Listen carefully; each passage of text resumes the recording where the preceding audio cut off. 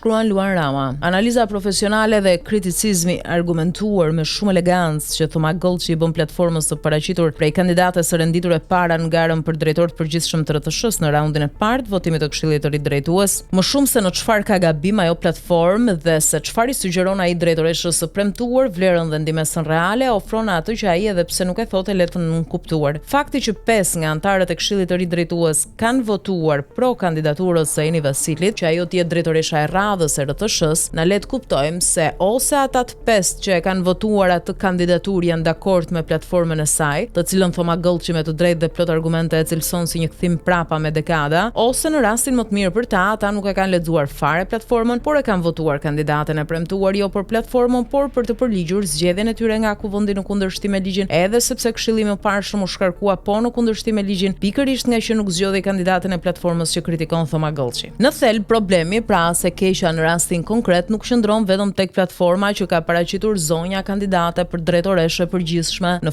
fundit secili prej kandidatëve në garë ka paraqitur aq sa di dhe atë që mendon sipas gjykimit vet se i vlen më shumë në garën për të fituar vendin e drejtorit përgjithshëm të RTS-s. Ndaj nëse ja del të fitojë edhe me një platformë plot mangësi e deformime, që jo vetëm nuk mbron ato çfarë është bërë mirë më parë, por synon kthimin pas e shndërrimin nga ent publik në ent qeveritar, përgjegjësia më e madhe është e Këshillit Drejtues. Organi që ka detyrimin ligjor përkatësisht edhe përgjegjësinë e gjykimit dhe të vlerësimit të kandidatëve bashkë me platformën e secilit prej tyre është Këshilli Drejtues i RTS-s. Liria për të konkuruar, pavarësisht kritereve që parashikon ligji, hipotetikisht mund të nxjisë që të paraqitet në garë edhe ndonjë individ prej asaj gjysmë pjesës së cilësuar çyryk sipas një përcaktimi kryeministror. Por nëse ai çyryku ja del të fitojë me votat e Këshillit, atëherë logjikisht mund të themi se kemi të bëjmë me një këshill çyryk. Meqense i njoh edhe personalisht disa prej anëtarëve të zgjedhur në Këshillin Drejtues të RTS-s dhe i çmoi për çfarë kanë bërë e çfarë kanë dhënë në fushat e tyre të veprimtarisë profesionale, kam patur rastin të bisedoj me ta për të kuptuar vizionin, qasjen dhe angazhimin e tyre për të çuar më tej reformën e nisur prej zotit Gollçi kur ai qet drejtori i përgjithshëm i RTS-s. Mund ta them se kam konstatuar se ata e duan RTS-n, e duan edhe rritjen e rolit dhe të autoritetit e peshës së tij si vetmi ent publik radio televiziv në vend. Por nuk e njohin ligjin, nuk i din detyrimet dhe përgjegjësitë që kanë. Nuk e kuptojnë autoritetin dhe pavarësinë që ju jep ligji për të menduar, gjykuar dhe vendosur sipas bindjes së tyre. Me përjashtim të zotit Beci, që më herët ka qenë drejtori i përgjithshëm i RTS-s dhe të ndonjë tjetri, shumica nuk i njohin as formalisht ligjin dhe statutin e institucionit të cilin kanë përgjegjësi ta drejtojnë. Madje do t'ju duhet kohë të hynë,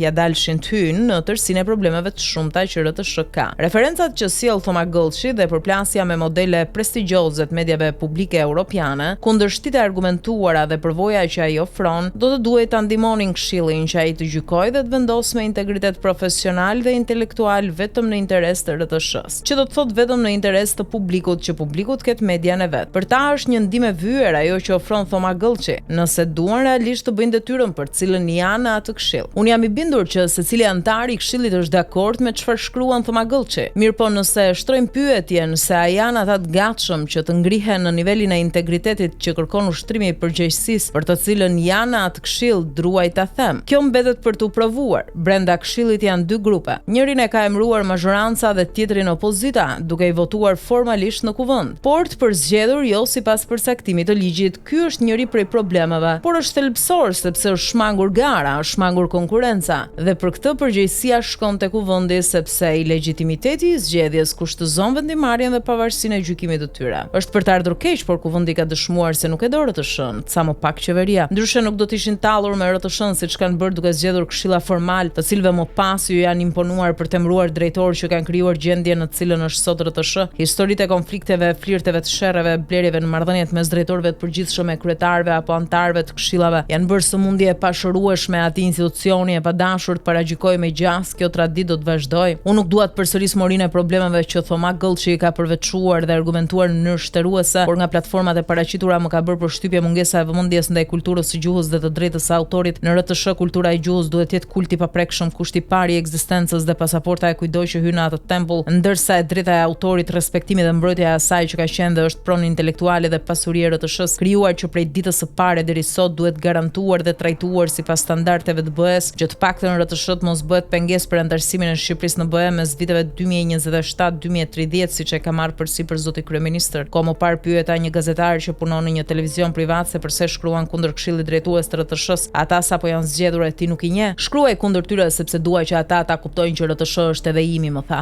Unë dua që RTS të jetë jo vetëm më i madh në vend, por edhe më i miri, më prestigjiozi, më profesionali, më i besueshmi, me gazetarët dhe punonjësit më të paguar, por nuk u bërë të shumë modeli që duhet ndjekur ne dhe më tej do të mbetemi siç kemi mbetur deri tani, shërbëtor të pronarëve që na paguajnë sa duan e kur duan. Unë e dua RTS-n që nesër të kem të drejtën t'i them pronarit, i dua kushtet dhe pagën e punës siç i ka RTS, por nuk më plotsove të lesh shënden se shkoj e punoj në RTS. Deri tani ka ndodhur e kundërta. Sfida është aty RTS ka nevojë për njerëz që ta duan për të shërbyer duke e ringritur që të jetë i publikut e në shërbim të tij i bazuar vetëm mbi profesionalizmin dhe shenjtërinë e të vërtetës.